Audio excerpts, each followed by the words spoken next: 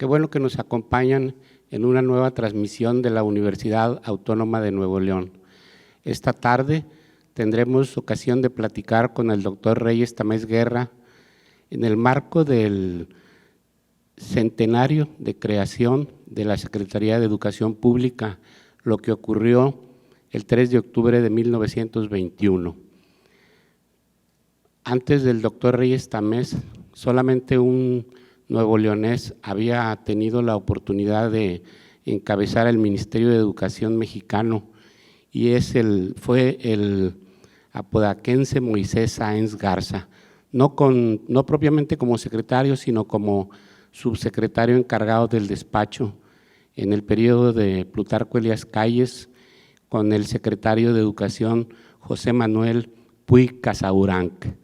En el año 2000, el presidente Fox, recién electo, invitó a colaborar al doctor Reyes Tamés a la Secretaría de Educación Pública, y ese es el motivo por el que tendremos una conversación con él esta tarde. A nombre de la Secretaría de Extensión y Cultura les damos las gracias por acompañarnos, por seguir esta transmisión, que estamos seguros que resultará de su interés.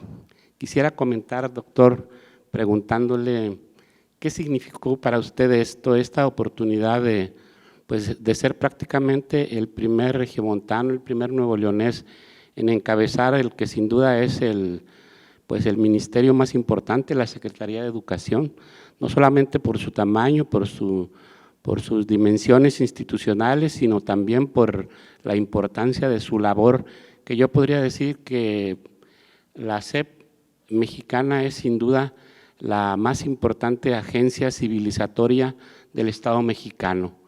Precisamente 4 años después de que se elabora la Constitución, se crea esta secretaría que es estratégica, fundamental para la construcción del nuevo país emanado de la Revolución Mexicana.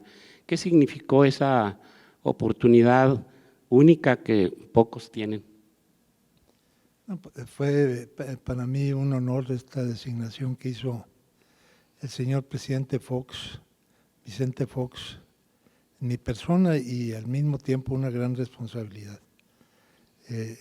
Sí, sin duda, y coincido contigo, la Secretaría de Educación Pública pues es el principal motor del desarrollo del país y es la manera más sencilla de que la gente pueda aspirar a mejores niveles de vida a través de la educación y de la formación. Y pues un reto formidable porque nuestro país realmente está constituido por diferentes Méxicos, diferentes condiciones, y fue un reto muy interesante tratar de tener un impacto positivo en las diferentes condiciones que se presentaban en las regiones del país.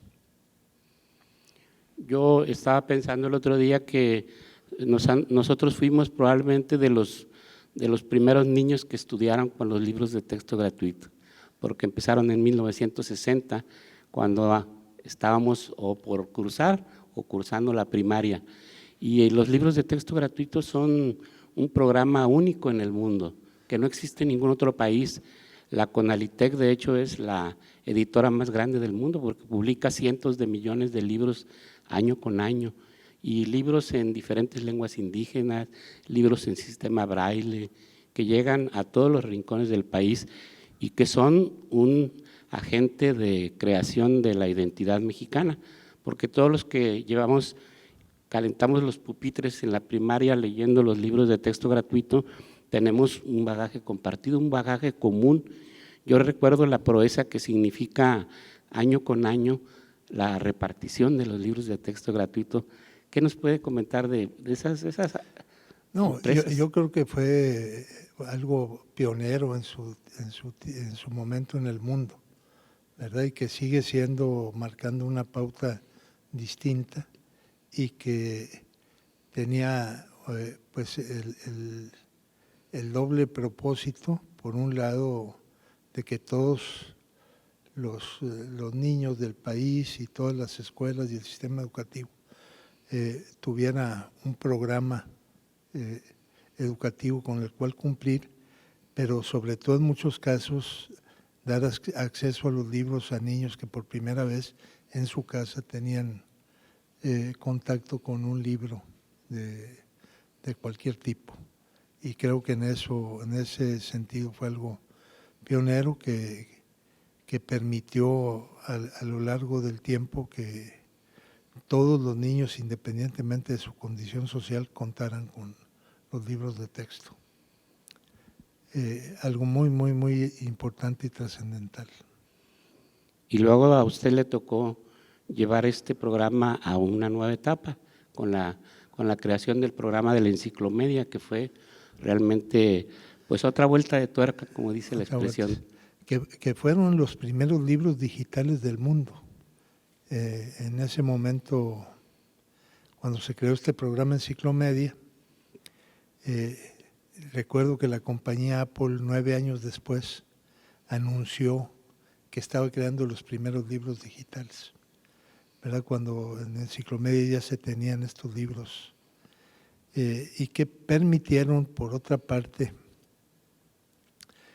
romper con la limitación que el libro de texto tenía por la cantidad de información que se podía presentar en el libro de texto.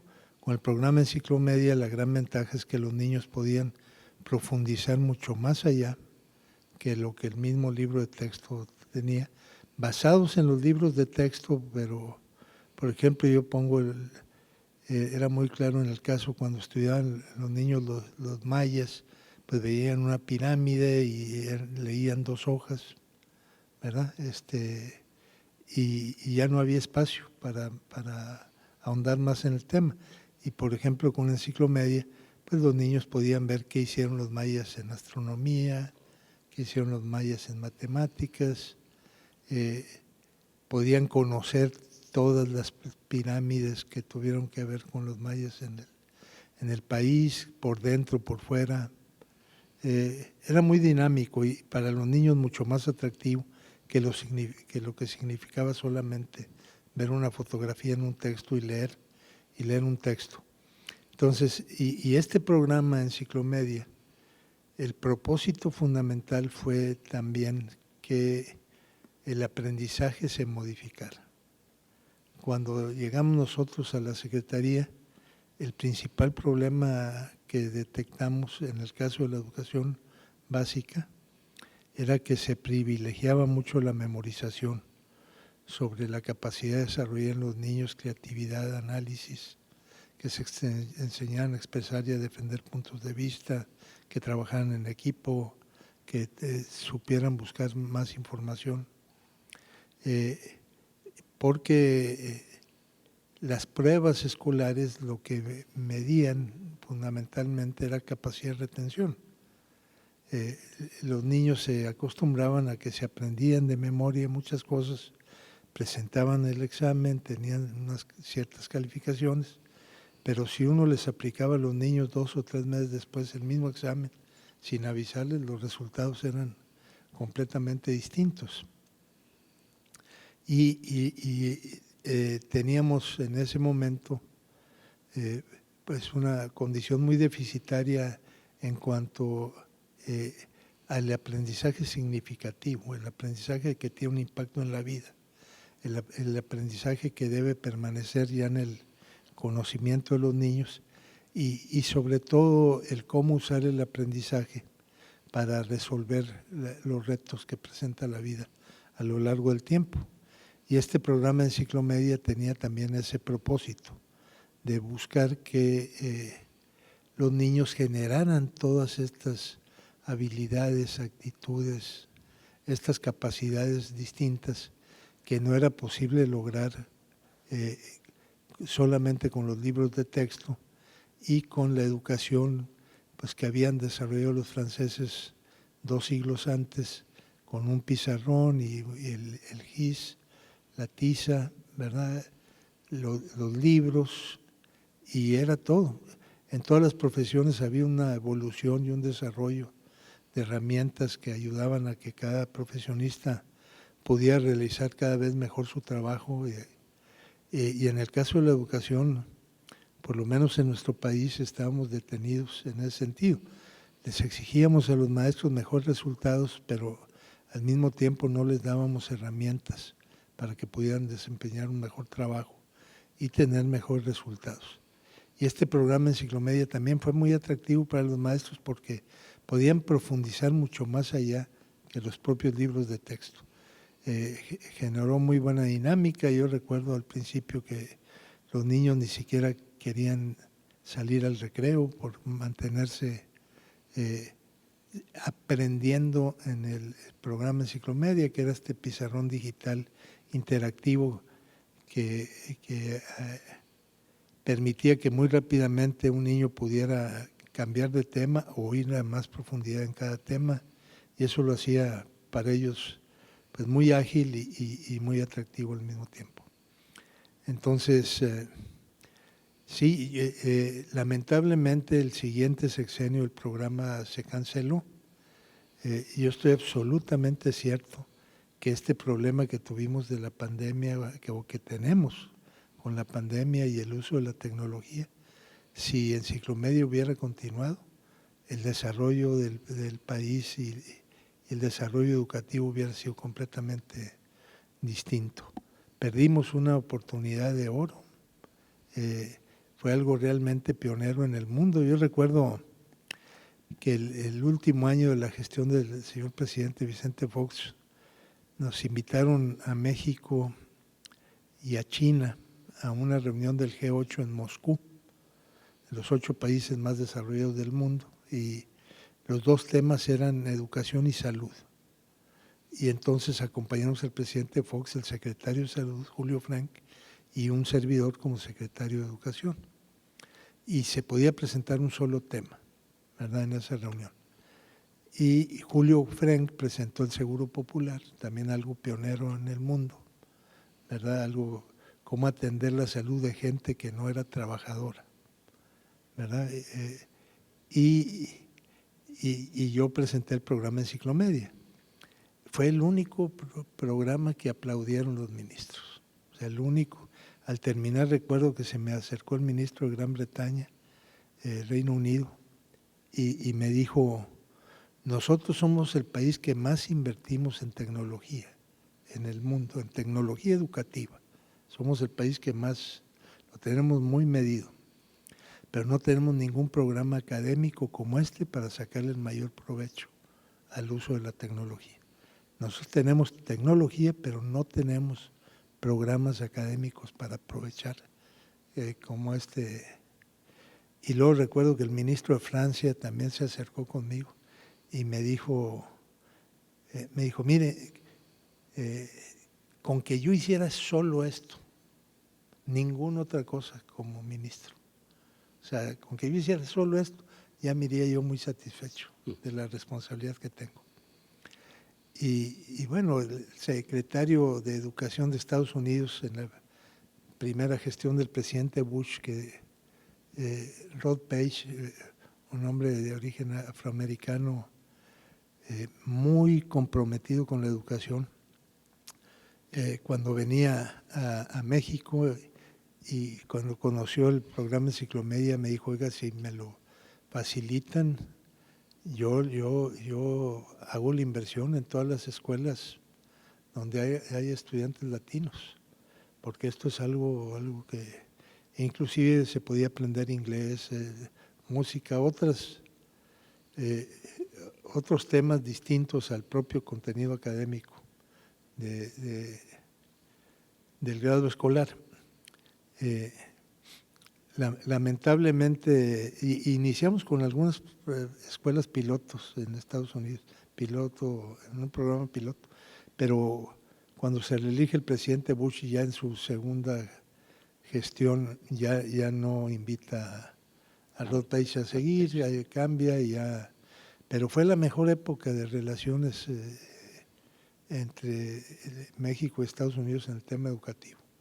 Recuerdo que Rod Page hizo que se firmara un acuerdo presidencial para que cualquier niño mexicano, independientemente de su condición migratoria, pudiera entrar a la escuela en el momento que llegara a Estados Unidos, en cualquier momento. que eso no lo teníamos ni en México, nosotros para los niños mexicanos. O sea, si no se habían inscrito en su momento, etcétera, y con que los consulados les dieran una hoja certificando que el niño era mexicano y que estaba en Estados Unidos, entraba a una escuela. Pero pues lamentablemente se canceló el programa en el sexenio del presidente Calderón, siendo la secretaria Josefina Vázquez.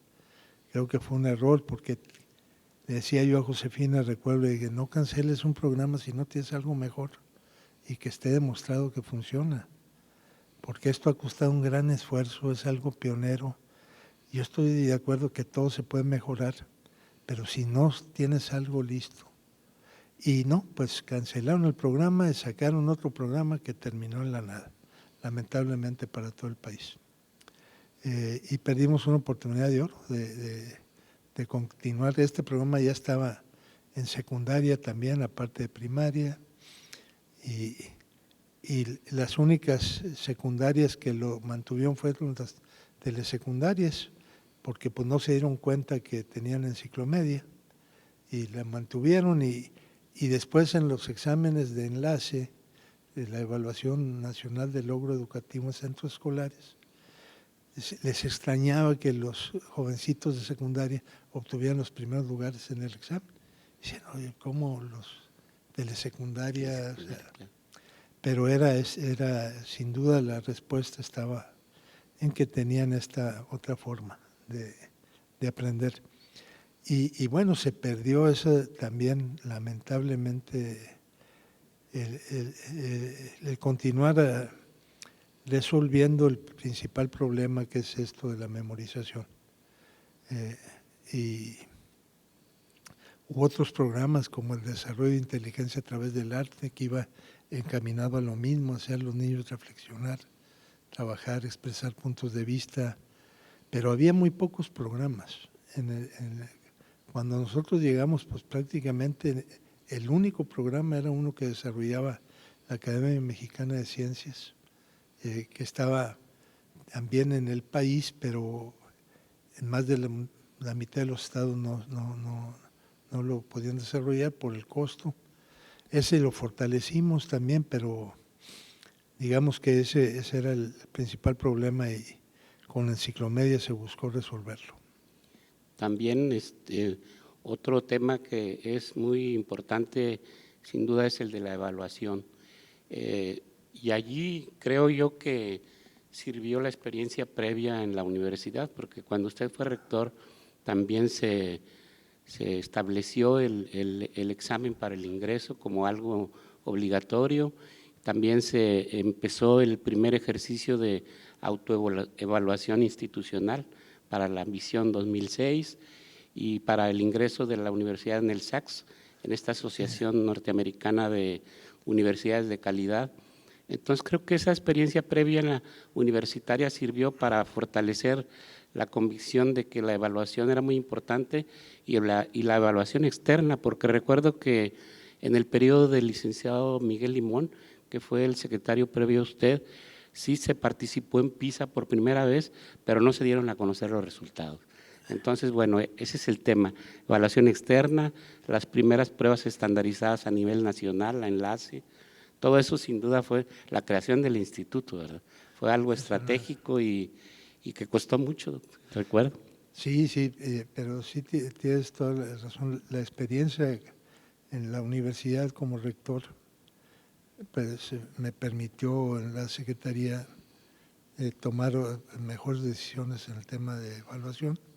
Aquí logramos en ese tiempo como rector que fuera la primera institución que evaluó todos sus programas del país, de las universidades públicas y particulares. La primera que logró que todos sus programas tuvieran el nivel 1 de los CIES. Y entonces yo estaba muy convencido de la evaluación externa. De hecho, aquí empezamos evaluando primero la rectoría y luego ya las escuelas, ¿verdad? Muy interesante. Entonces ya como secretario, precisamente con esta experiencia de la prueba de PISA que por los resultados, la Secretaría no había dado a conocer los resultados.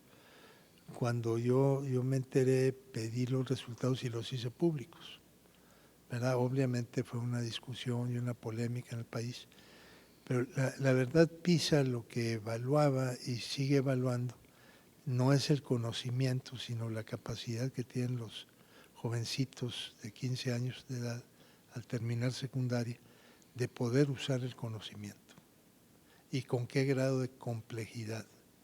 Muy diferente a las pruebas escolares, o sea, completamente distinto a las pruebas escolares. Entonces, por eso fue muy importante hacer una evaluación y un examen que tuviera el mismo principio de PISA, que no evaluara conocimientos, sino capacidades. Y se desarrolló esta prueba de enlace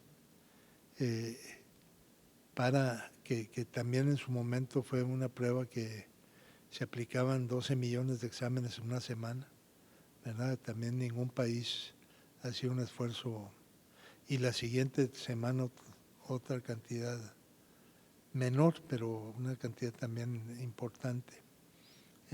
Entonces,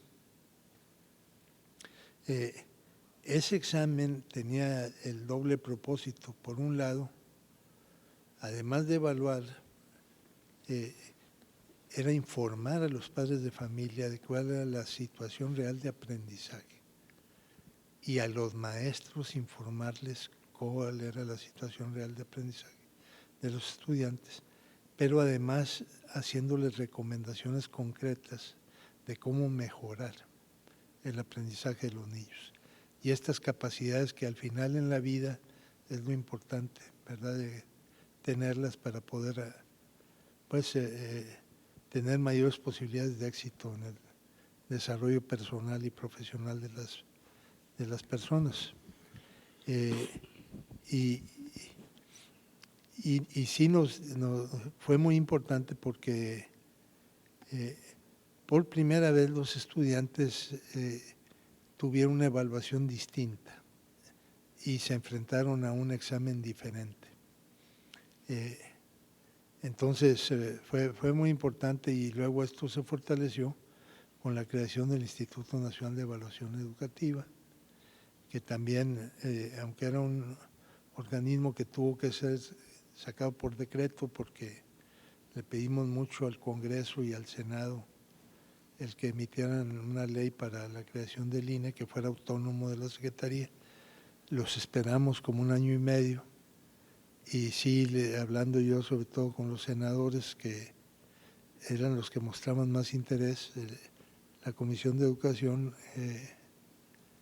sí les dije yo, bueno, si en este periodo de sesiones no sale el instituto, lo vamos a crear por decreto, porque el país ya no puede esperar. Y entonces se creó por decreto, pero sin perder el sentido que fuera un organismo autónomo. El director se hizo por concurso de oposición, la designación del director, del consejo técnico. En el órgano de gobierno había más gentes de la sociedad civil que gentes del gobierno. Y bueno, creo que fue un gran esfuerzo. Ahora, lamentablemente, en este gobierno se decidió eliminar algo que, además del esfuerzo que había costado, la importancia que tenía para las actividades, para evaluar realmente el logro educativo, pues se perdió. Otro grave error, o sea, muy, muy, muy grave, o sea, muy delicado, tanto como el de haber desaparecido Enciclomedia. Este error de haber desaparecido el Instituto Nacional me parece una situación gravísima, o sea, de la mayor relevancia. Y creo yo que finalmente fue regresar otra vez a la situación como nos tocó llegar en el año 2000 a la Secretaría. Yo quiero decir, abonar que por primera vez la Secretaría logramos despolitizar la Secretaría de los partidos políticos, y a pesar que el gobierno era un gobierno del Partido Acción Nacional, creamos el Consejo Nacional de Autoridades Educativas, les ofrecimos a los secretarios que ningún programa se iba a implementar que no tuviera el consenso de este consejo. Había un poco de escepticismo en parte de los secretarios porque pues siempre la Secretaría decía cómo se iban a hacer las cosas sin consultar. Pero yo les dije, pues, sí queremos hacer esto, pero el Consejo de Autoridades Educativas va a tener esa gran responsabilidad y esa gran autoridad, pero también va a tener reglas de operación. Y si un Estado, el secretario, no puede acudir a una reunión del Consejo, pues no tendrá representación, porque a esa reunión solamente asistimos autoridades, ¿verdad? No hay suplencias. Y al principio se batalló un poco pero ya vieron que esa era la regla y que no había excepciones. Y finalmente todo el mundo se sumó muy bien, independientemente de qué partido gobernara en un estado. Que todo el mundo se supo que sí se le tomaba en cuenta, los acuerdos se tomaban por consenso. Nunca llegamos a una votación porque discutíamos los temas hasta que hubiera un consenso definitivo, y eso ayudó mucho a que todos estos programas educativos nuevos tuvieran todo el respaldo de toda los secretarios de educación del país. Recuerdo que alguna vez que se estaba discutiendo el presupuesto, querían eliminar algunos programas, el Congreso, estaba la discusión para tomar el dinero para otras cosas y se publicaron desplegados donde firmaban todos los secretarios de educación del país y un servidor pidiéndole al Congreso que no eliminara programas. Y eso nunca había pasado en el país y creo yo que nunca volvió a pasar hasta ahora, ¿verdad? También este papel del Consejo Nacional de Autoridades Educativas ha cambiado y eso hace mucho más difícil el logro de resultados académicos que impacten a todo el país de manera positiva. Pero sí, programas como el de escuelas de calidad, por ejemplo, programas de las escuelas de tiempo completo, la creación del Consejo Nacional para la Mejora de la Calidad de la Educación, que presidió por 2 años don Lorenzo Servige, que también fue un acuerdo con todos los gobernadores, las universidades, donde participaron también los empresarios, las iglesias más representativas del país. Fue un gran esfuerzo también. Todo iba destinado a despolitizar la educación. Sigo pensando yo que es uno de los graves problemas que tiene el país todavía, que se politiza y sin analizar. El Congreso toma a veces decisiones. Recuerdo que cuando el secretario Emilio Choifet tomó posesión como secretario de Educación, yo había estado los 2 años previos en la Universidad de Harvard, en la Escuela de Educación, y hicimos un proyecto entre poco más de 20 personas. Había 5 o 6 ministros de Educación, gente de la UNESCO, de Banco Mundial, etcétera, para hacer una propuesta de reformas que la educación en México requería. Y cuando veo al secretario Choifet, me habla él del programa Enciclomedia, que no era el tema. Me dijo, pues llegué aquí, pedí que me presentaran el examen Enciclomedia. Me dijo, ¿y cómo es posible que yo como diputado voté en contra de esto? Fue lo que me dijo el secretario Choifet. No sé qué arrepentido estoy, ¿verdad? Y yo, no, pues es que está politizado el tema. Y bueno, pues, lamentablemente yo siento que ese fue otro gran avance que después se convirtió también de nuevo en un retroceso y a ver, pues muy lamentable. Una de las formas como se ve que que se integró un equipo más por sus competencias técnicas que por perfiles partidarios o políticos, es cómo se integró la Secretaría en su periodo. Es decir, quiénes ocuparon las subsecretarías, las nuevas direcciones generales como la intercultural bilingüe. Por ejemplo, siendo un ministerio de un presidente del Partido Acción Nacional, pues el PAN no estaba, digamos que omnipresente en la Secretaría. El único caso, pero no era por su perfil, sino por su perfil partidario, ¿no? por su perfil partidario, no por su perfil profesional, Lorenzo Gómez Morín, que fue el subsecretario de Educación Básica, pero que había sido secretario de Educación en Baja California, es decir, tenía la experiencia de ser un secretario estatal de Educación. ¿Cómo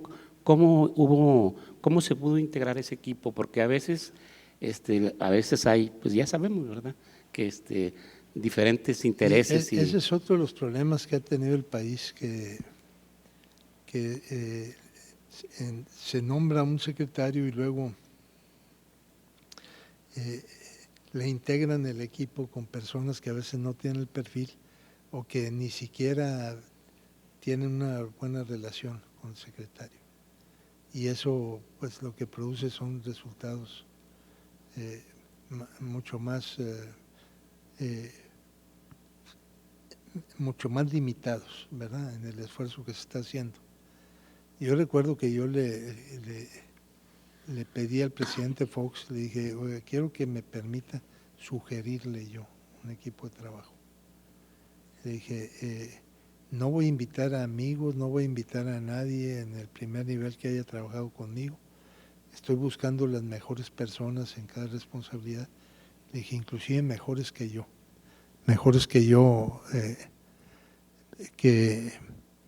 que me acompañen en esta responsabilidad, decía, porque es muy complejo y sí requiero, pues, que haya un equipo de trabajo de primer nivel. Me dijo, me parece bien. Entonces ya le propuse, y sí, pues, Lorenzo Gómez Morín era secretario de Educación de Baja California. Yo hablé con todos los secretarios, le pedí que me explicaran un poco lo que estaba haciendo cada quien, y me di cuenta que el más innovador era él, y por eso decidí invitarlo a que fuera secretario. No tuvo nada que ver de hecho, él ya había renunciado al PAN cuando pasó eso, ¿verdad? Y fue también una gran experiencia, porque realmente todo esto que hemos platicado se debe en gran medida al equipo de trabajo. O sea, el secretario debe ser un buen coordinador de esfuerzos, pero debe tener un equipo de trabajo de primera línea que le permita avanzar, y en todos los temas, ¿verdad? O sea, empezando por los subsecretarios, pero también después en las direcciones, y atender también, crear direcciones, como fue lo de la educación intercultural bilingüe, regresar al tema que comentabas de retomar otra vez esfuerzos latinoamericanos que se hacían de colaboración. Y en ese sentido creo que también se reconoció mucho el trabajo de México, porque cuando participamos en reuniones de nivel latinoamericano, internacional, como es el caso de la OEA o la OEI, México retomó el liderazgo.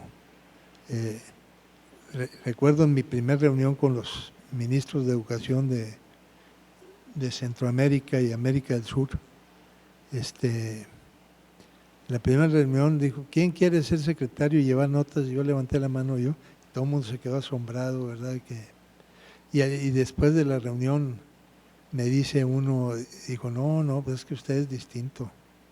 Dice, de repente aquí llegaban grandes tlatoanis, ¿verdad? Entonces no podíamos, lo sentíamos.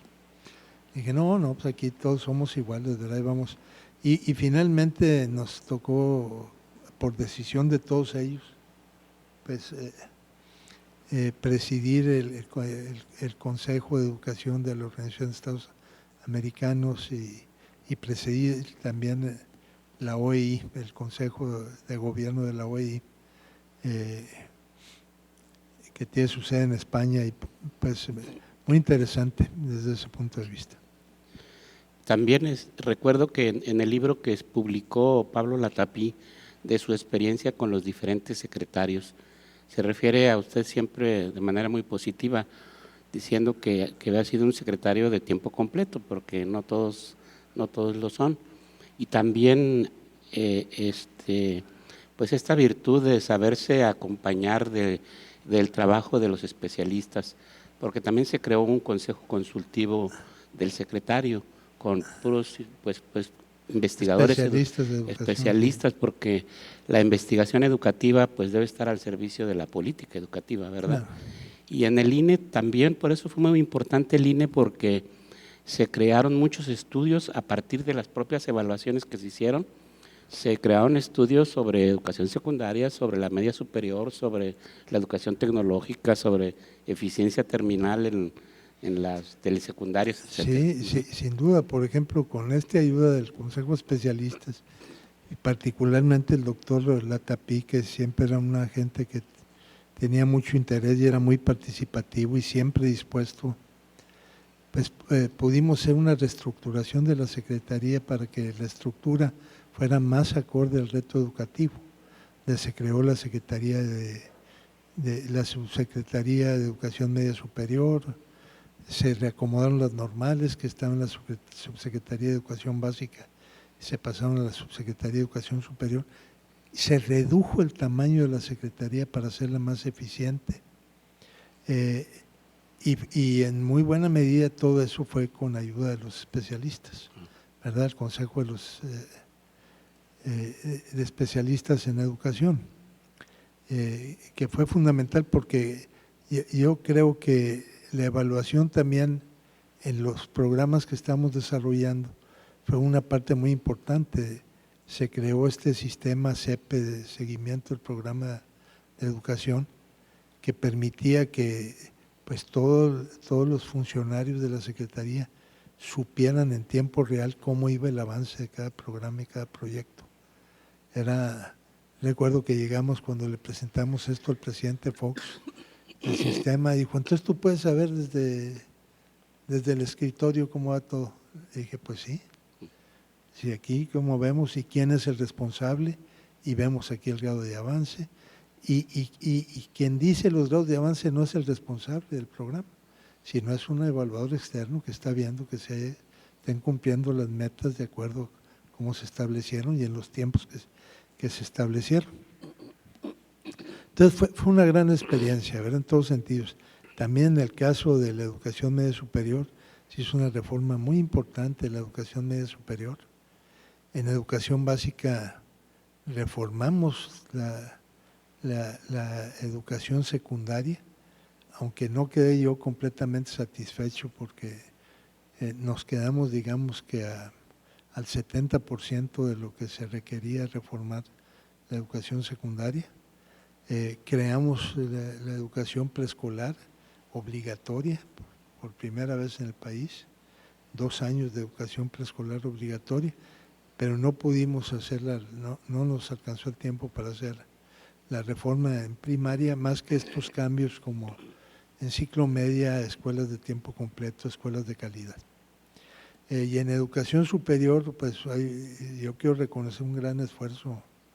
El subsecretario Julio Rubio tuvo un gran desempeño en la educación superior y logramos que todas las universidades entraran en un proceso de mejora de la calidad, mejora de los cuerpos académicos de las universidades, que todos los profesores buscaran tener un posgrado, por lo menos maestría, de facilitar la labor de las universidades consiguiendo recursos adicionales en base a los resultados. Fue un cambio muy importante porque antes el presupuesto de las universidades se otorgaba pues por el tamaño de las instituciones y en nuestra gestión se incluyó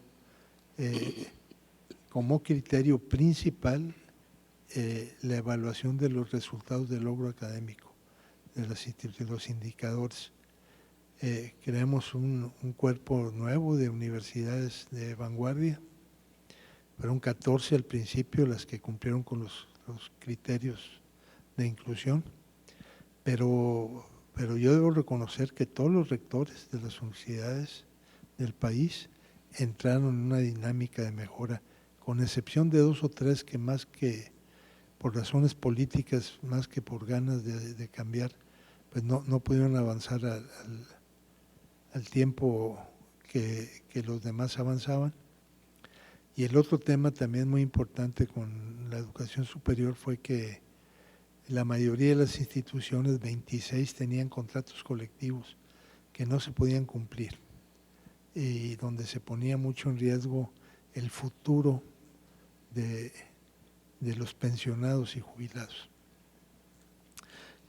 Entonces ahí hicimos un programa comenzando a concertar con los sindicatos. En México en ese momento había 3 agrupaciones de sindicatos universitarios distintas y nos reunimos con cada uno de ellos diciéndoles, vamos a hacer un esfuerzo, pero que tenga como propósito hacer algo viable desde el punto de vista económico, que garantice el futuro de los trabajadores universitarios y sus familias.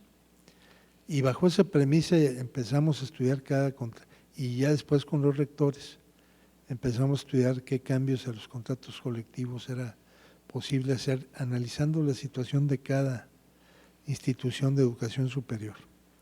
Y logramos cambiar 26 contratos colectivos, premiando a las instituciones económicamente que lograban un acuerdo en este propósito, que lo hiciera viable y que fuera,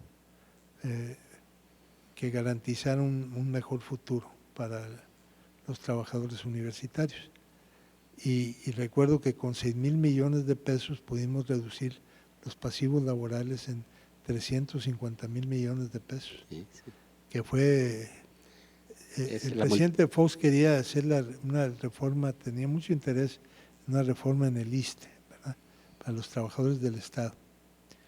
Y finalmente el secretario de Educación pues le decía que no, que yo estaba haciendo cosas que a lo mejor le iban a afectar. Y un día me cita el presidente Fox con él y dice, es que me dice el secretario de Hacienda que se nos van a emproblemar también. Dije, a ver, presidente, no ha habido una sola nota en la prensa sobre lo que estamos haciendo. Estamos trabajando con total discreción.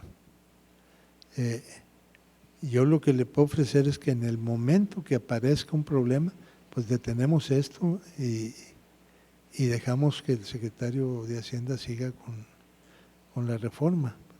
Francisco Gil Díaz, el secretario de Hacienda.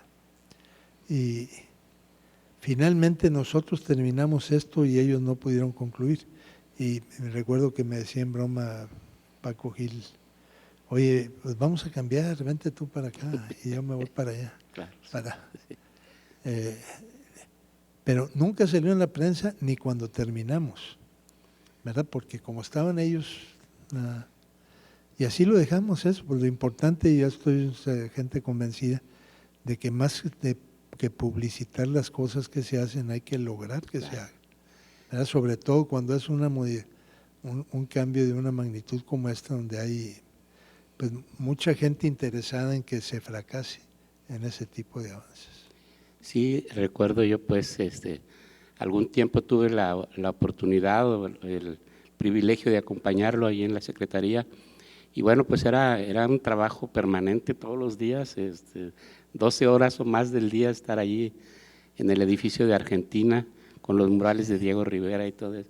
Cuando llegué recuerdo que me sorprendió que había muchos murales que estaban adentro de las oficinas y que eran de Roberto Montenegro, precisamente el autor de estos vitrales, ¿verdad? Estos vitrales de aquí. Entonces sí fue un privilegio, pero aparte de la intensidad y de pues la convicción de que se está haciendo una labor trascendente y verdaderamente sirviendo al país, ¿qué recuerdos o anécdotas podría compartirnos que sean pues interesantes o divertidos?